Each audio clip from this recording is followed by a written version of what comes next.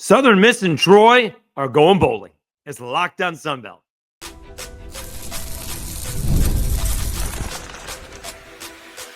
You are Locked On Sunbelt, your daily podcast on the Sunbelt Conference, part of the Locked On Podcast Network, your team every day.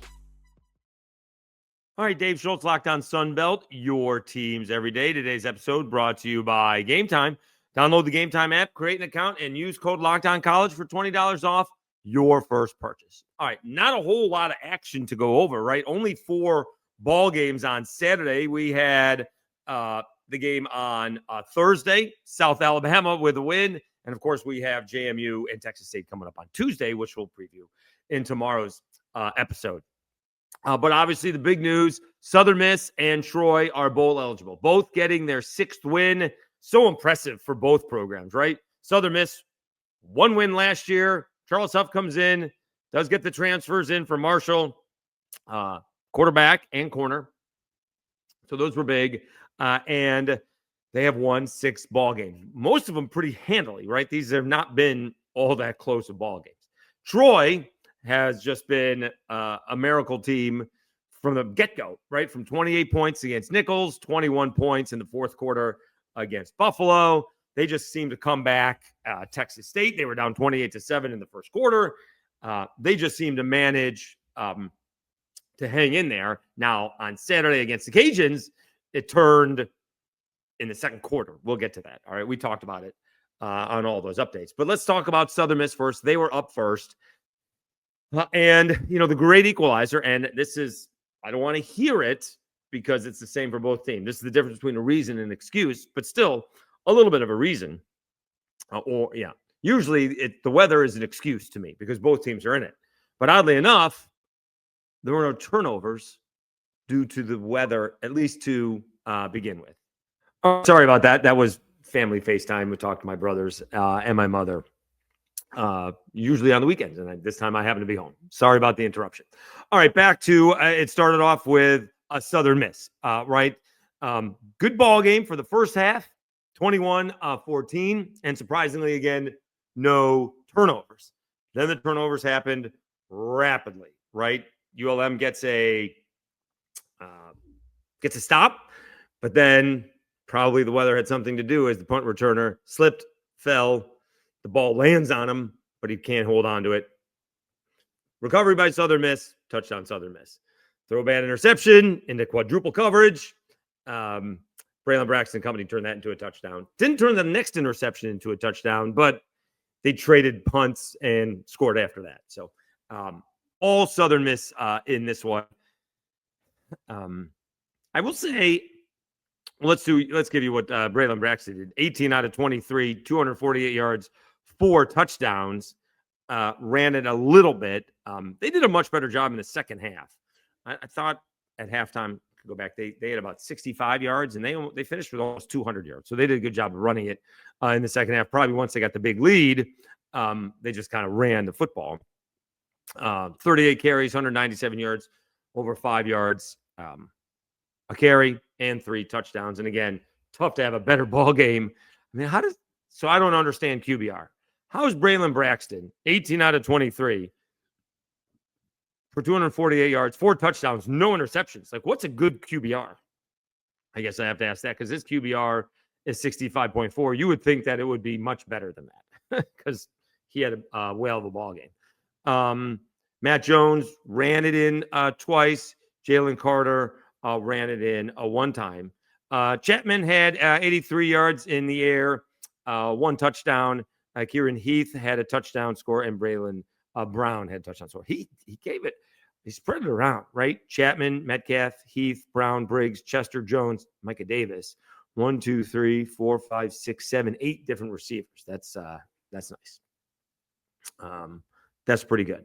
You know, and a part, Landon Graves started out okay, led UL Monroe on a opening possession drive for a touchdown, but finished 12 of 26, 103 yards, 1 touchdown, and 2 interceptions. Zach Palmer Smith ran it for 111 yards and a touchdown. Braylon McReynolds, only the starter, 11 carries, 36 yards. So they did a number on Braylon McReynolds. So Southern Miss goes to 6-2. They are 4-0 in the Sun Belt. They are tied atop with Troy. Troy in the Sun Belt West. Did I say that? In the Sun Belt West. Troy becomes eligible with a 35-23 victory over the Cajuns in kind of a weird ball game. And Jared Parker, I did not see this last night, was livid at halftime. Despite leading 21-17, should have been thankful at halftime because the Cajuns just handed him the lead. Cajuns were in control of this ball game, 14-7. Troy scored to begin the ball game. Cajuns come back, tied up. Cajuns get an interception, end up taking that into the end zone, and then getting a stop. It's 14-7. You're in control. Keep on doing what you're doing. Nope, we're going to put Walker Howard in. We're going to pay him. We're paying him a lot of money, so we got to play him. We don't even. This bothers the heck out of me, and it happened with Daniel Beal as well when he came in for Walker Howard. Can we get them to hand the ball off just one time? Can we just get them into a rhythm? Just hand the ball off. I don't understand that, right? Especially when you don't need it. Now, a couple of years ago, Chandler Fields, they needed 3rd and 14. That's a different story, and he completed it. Actually, he got a first down on that first play. That's a different story. But you're in control. Either start Walker Howard or don't. He's either healthy enough to play or he's not, because the last 2 plays he's had are interceptions. Now, admittedly, this one not necessarily totally his fault, but he did try to squeeze it in there between 2 defenders, which he did, by the way. Tight end caught it, but then got hit and fumbled. It popped up in the air, caught, and returned for a pick 6. Doesn't hurt on the next play. Lunch Winfield kind of lets an interception, I wouldn't say sail, but a little bit too much air. Safety comes over and picks it off. Troy gets that for a touchdown a little bit later on. So in 4 minutes, in 4 game minutes, maybe it was less, maybe it was like 2. The Cajuns went from up 14-7 to down 21-14. Then they collected themselves. Lunch Winfield led a drive down at the end of the half. They kick a field goal. All right. Troy comes out to make it 21-17 at half. Troy comes out, scores a touchdown to begin the second half. It's 28-17. But then the Cajuns are just kicking field goals. They make it 28-20. And it looked like they were going to go in and tie the ball game up, or at least have a chance to tie it up. And then they got to settle for a field goal. It's 28-23. Plenty of time to get a stop, around 7.5 minutes to get a stop and go down and score a touchdown. Not a field goal, you need a touchdown. Well, Troy comes down and just right through the Cajuns' defense. The Cajuns played well defensively throughout the game, except when they needed it the most. So give credit to Troy on that. Let's check out that box score a little bit. Tucker Kilgrease, 16 out of 24, 180 yards, no touchdowns, 1 interception in the air. Did rush for 2 touchdowns. Jordan Lovett, 21 carries, 113 yards. He rushed for 2 touchdowns. Lunch Winfield, 12 of 22, 187 yards, 1 touchdown, 2 interceptions. Walker Howard threw another interception. That's 3 in the game. That's going to be tough to do. Lunch Winfield led the team in rushing, 23 carries, 139 yards. Zylan Perry was back, but him and Bill Davis, neither one was very effective. Perry had a touchdown. These guys are averaging about 2 yards a carry. That's just not going to work. Sheldon Sampson back in the lineup. He did have 5 catches, 74 yards for a touchdown. But again, I don't think the Cajuns have an identity right now. Do you want to run it? Is it going to be up to your quarterback to run it? Is he going to get killed running it the whole game? And Troy just seems to, kind of like Southern Miss, make a play or two, and it changes the whole game. Now, for the season, it seems to be in the 4th quarter. This game changed midway through the 2nd quarter. All right. And again, the Cajuns either want to go with Walker Howard or they don't. He's either healthy enough to play or he's not. Make a decision. Because you would think you could wait until you're up 2 or 3 scores. Maybe you don't get that way, but then that's the way that it is. But you're just shoehorning him in there, and it just doesn't make any sense. It doesn't make any sense. And maybe I'm playing the results, right? If he goes down and scores a touchdown, hey, what a great move. But he didn't, and he threw an interception, and that led to another interception, and it changed the whole game. Again, from up 14-7 with the ball to down 21-14. That's a neat trick. So either way, Southern Miss and Troy are both bowl eligible. They do not play each other until the final weekend of the season. I believe that said was the 29th, Saturday, the 29th. All right. Having said that, another county heard from, as the judge used to say, A-State is now streaking. They come from 11 down and dominate the second half to beat Georgia Southern. We'll do that after we come back and I tell you about game time.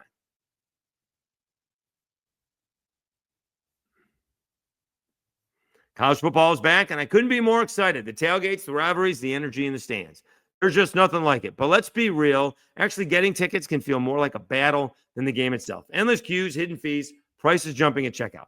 That's why I use Game Time, the app that gives the advantage back to the fans. It's the easiest way to score last-minute tickets at the best prices with no surprise fee. What you see is what you get. The app made it super simple. I could even see the exact view from my seat before buying. I love zone deals, too. Pick the section, Game Time picks the seats, and you save big. Honestly, it's faster, cheaper, and less stressful than any other way I bought tickets. So take the guesswork out of buying college football tickets with Game Time. Download the Game Time app, create an account, and use code LOCKEDONCollege for $20 off your first purchase. Terms apply. Again, that's promo code LOCKEDONCOLLEGE, LOCKEDONCollege for $20 off. Swipe, tap, ticket, go. Download Game Time today.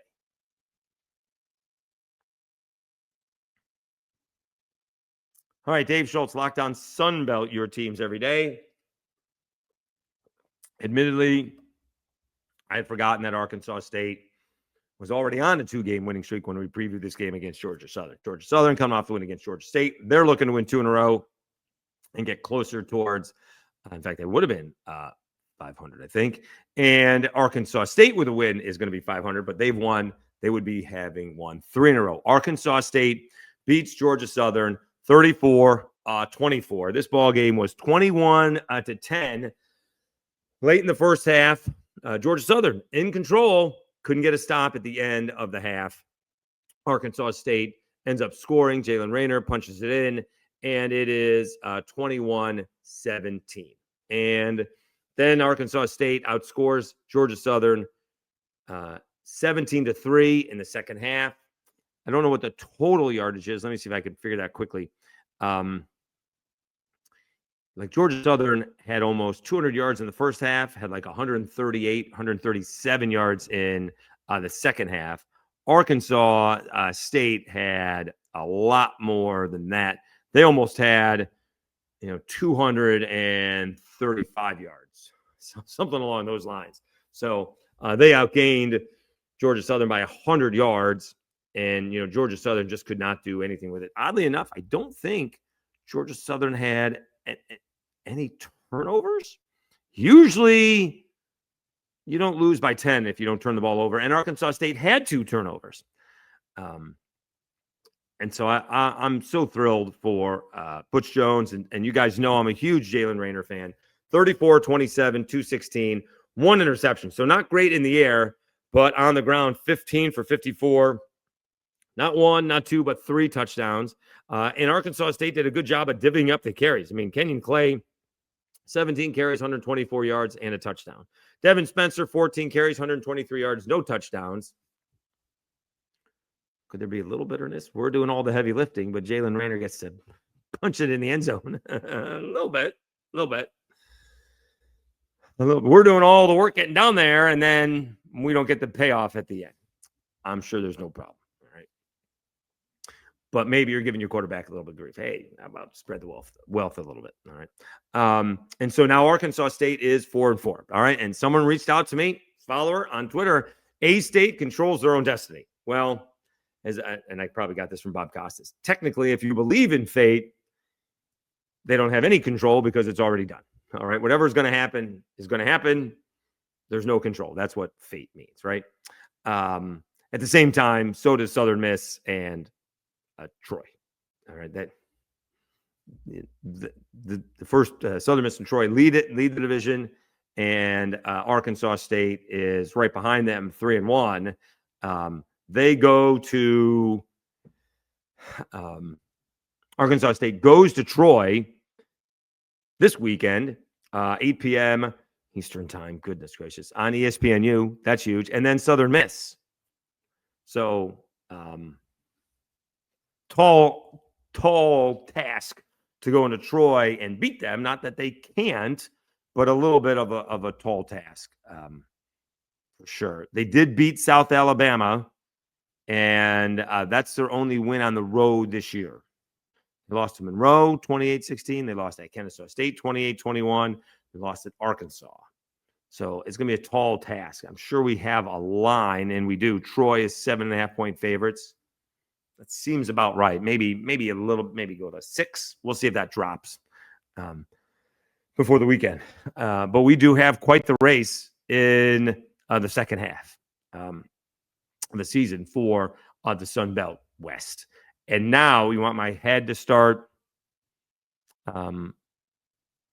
figuring out tiebreakers. Is it going to go to JMU because they only have one loss? What happens if everybody has 2 losses? Marshall beats JMU. Now my head's going to hurt because is this going to come down to a coin flip? Does someone want to let me know before I have to go look it up? How do we determine home field advantage? I presume it's Sun Belt record. That's first. Then overall record is second. And then where do we go from there? Right? What if the records are the same? That's the Sun Belt tiebreakers make my head hurt. You guys know that.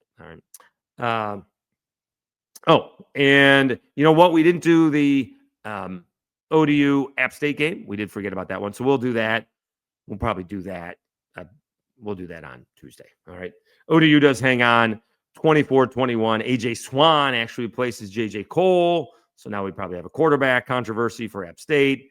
And ODU was just kind of sloppy, just missing field goals and throwing bad interceptions and kind of feel like they got away with one. Having said that, they've got 5 wins and they're 1 win away from going bowling too. So good for Colton Joseph and Ricky Ronnie. We'll see how Dowell Loggins, who was looking really good with a big lead against Coastal Carolina just over a week ago, and all of a sudden they're back to 4-4. All right. And you got the Georgia Southern App State game coming up this week, I believe. So a lot on the line there. A win over App State could probably save Clay Helton's job. Again, I don't think he's going anywhere. I really don't. Then again, I wasn't sure that Brian Kelly was going anywhere. And during this podcast, Brian Kelly's been fired over at LSU. So I did not think that was going to happen. All right, let's take a timeout.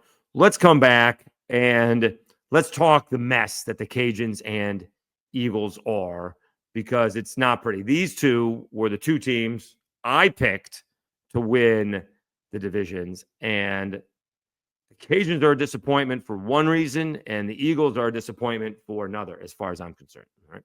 Let's talk about that when we come back after I tell you about FanDuel. The NBA is back, and there's no better place to get in on the action than FanDuel, the official sports betting partner of the NBA. Even if you miss the start of the game or want to ride the hot hand, FanDuel has live bets on everything from who will score next to fourth quarter comebacks. Plus, you can even combine your live bets into a same-game parlay for a shot at a bigger payout. Keeps every game exciting, especially when your team's making a late push. Right now, FanDuel is giving new customers $300 in bonus bets when your first $5 bet wins. So head to FanDuel.com to sign up and play your game with FanDuel, the official sports betting partner of the NBA.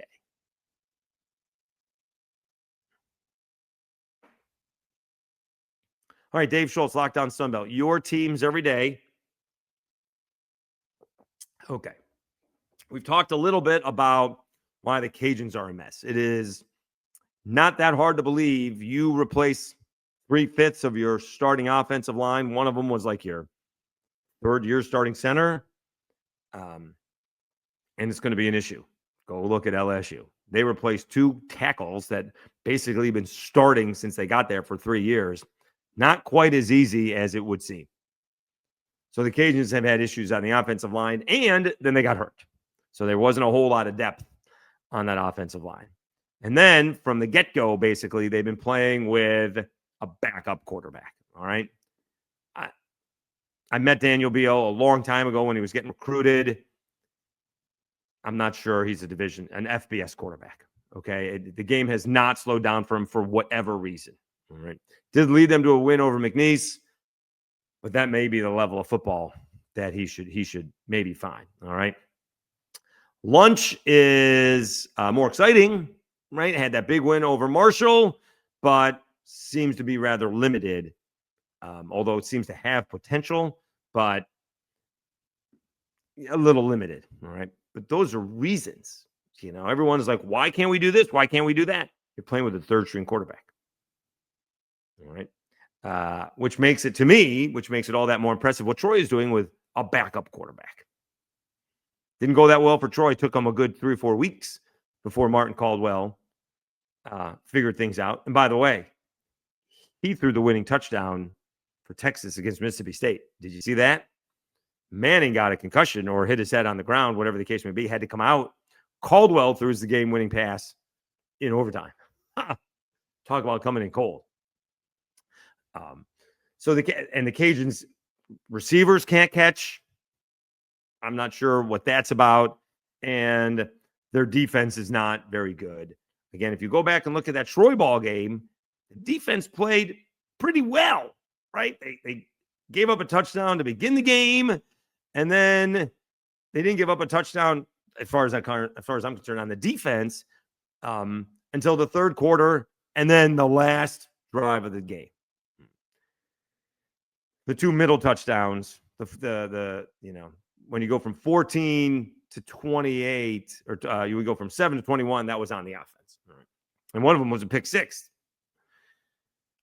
And so the Cajuns are a little bit of a mess. All right. I don't think anything's going to happen again, unless you just drop their coach. But UL has some serious money issues, and I'm not sure they're going anywhere. All right. Now, the Eagles, to me, are a little bit of a different story. Like, they just have not gotten any better. Like, I don't understand that, right? If this was, J.C. French has been there now. They played for a season and a half, and it just hasn't gotten any better. Is it lack of receivers, lack of running backs? Defense isn't very good. We have seen spots last week against Georgia State in a close ball game put up 21 in the fourth quarter. Got off to a really good start against Arkansas State for about 20 minutes, maybe 30 minutes. My understanding is that there would be no math. And then just laid an egg in the second half. So they are, Georgia Southern is disappointing because we thought big things were going to come. As far as the Cajuns are, I got swept up and everyone thinks the Cajuns are good. So I'll think the Cajuns are good. And they weren't. Things that I was concerned about. I said I did not know what Walker Howard was going to be like. And we saw what he was against Rice, and he wasn't particularly all that good. Right? He comes in now, and his last 2 passes have been interceptions. He may not be all that's cracked up to be. And if he's playing a little bit banged up, even worse, because he had surgery, and goodness gracious, what the kid's going through. Kind of appreciate that he wants to play, but so the Cajuns are not very good because they had a turnover quarterback. They had a huge turnover on the offensive line, and then the offensive line got injured. The wide receivers can't catch, and the defense also is an issue. Is that on Desimo? I don't know what, is Mike cursed? Can't keep his guys healthy? Again, the last guy had the same quarterback for 3 years, made every single start. Desimo can't go 1 month without a quarterback getting hurt. Go back and look. It's got to be something like that. And the guy before, Billy Napier, he went through at least a year or two with nobody on the offensive line getting hurt. He's like, you know why? I mean, we have good running backs, but you know why we're so good at running the ball? Because the offensive line has been the same offensive line all year. It may have been the same way for 2 years. And that is the one group, to be honest with you, that has to be on the same page. Everyone else is kind of on their own, but working together. The offensive line has to know exactly what the other guy is doing, or else the QB is going to land on his ass or the running back's going to get stuffed. So to me, the Cajuns are disappointing because Walker Howard wasn't good enough and he got banged up. They didn't really have anybody to replace him, and the team's injured. Georgia Southern just didn't get any better. I don't know. I guess I don't know why we think they should always get better. We do. And I think I've said this before on this episode. It's kind of an odd deal. When I was living in South Beach, I heard Mike Ditka talk about Derek Anderson. He was quarterbacking for the Browns. I don't even think he was winning, but they were coming close. And Ditka says he's going to get better in the offseason. I go, is he? Do we know that for fact? Will he? Now, there's a difference between a 25 and 26-year-old in the NFL versus, someone becoming a sophomore or junior in college. That can be a huge step, especially, I don't want to say if you were thrown to the wolves, but if it was your first year playing, you're going to get better in your second year play. And it just hasn't happened. It has not happened at Georgia Southern. So it'd be interesting to see if there's any coaching vacancies. Of course, we haven't started out with the whole, what happens if Southern Miss wins the Sun Belt Championship? Does Charles Huff get a look-see? Going back-to-back conference championships with two different teams. All right. And from what I've seen, Southern Miss fans are going to be okay with that. Right? They're like, we won. He came here. He won. He got a better job. All right. Now, it'll be interesting to see who would replace him, but we're a long way from that. All right. We're a long way from that. But there are some, let's be honest, there are some juicy job openings, and there's more coming. Right? You got Florida, Penn State, Arkansas. That's 3. Kentucky is probably coming. LSU just happened. That's 4. Is Kentucky coming? Auburn actually won against Arkansas. Does that open up? Does John Sumrall take a job? Who gets hired at Tulane? UCLA has a job opening. There is a bunch of job openings, and we haven't even started, right? All this was going on. I mean, started in September, right? UCLA coach, something like that. Maybe October. But the coaching carousel started fast, and there are some big-time jobs up there. What's going to happen is Jimmy Sexton is going to get a lot of guys, a lot of raises. That's what's going to happen, right? Is Lane Kiffin going to Florida, or is he going to stay at Ole Miss and just get a raise? Right? And we could do this as an episode. What's a better job opening? Georgia Tech at $6 or $7 million, or Penn State at 10? And Penn State may be a bad example because they don't fire coaches on a regular basis, where Florida does. Right? James Franklin was there a lot, fell apart fast. I mean, he was in the semifinals last year, loses a bad game to UCLA, loses to Northwestern, and boom, bada bing, he's gone. Jeez. So it'll be interesting to see if anybody loses their job in the Sun Belt. All right. That's a whole nother episode. Okay. We will come back on Tuesday, and we'll preview the JMU Texas State ball game. Of course, that's a huge ball game. We'll do App State and ODU, and probably an early look-see at what is going on this coming weekend. Big ball games, A-State and Troy, and I believe Georgia Southern and App State. So huge ball games. All right. We may try to get a guest. I have Wednesday off.